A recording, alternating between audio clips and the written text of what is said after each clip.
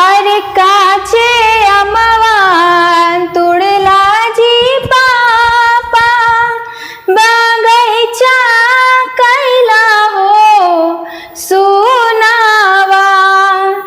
अरे काचे अमवा तुड़ला जी चाचा बगैचा कैला हो सुनावा। अरे धियावा महलिया कैला हो सुनावा।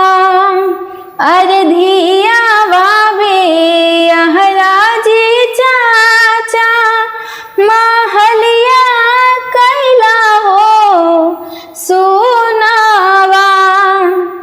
अरे सातो घरवा तक हाजी पापा सातों में हाई रे पू तो हिया।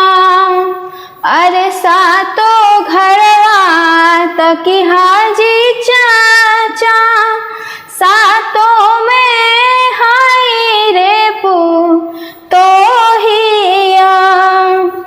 रसोईया घरवा तक हाजी पापा अरे फाटे लाहो का रे जावा।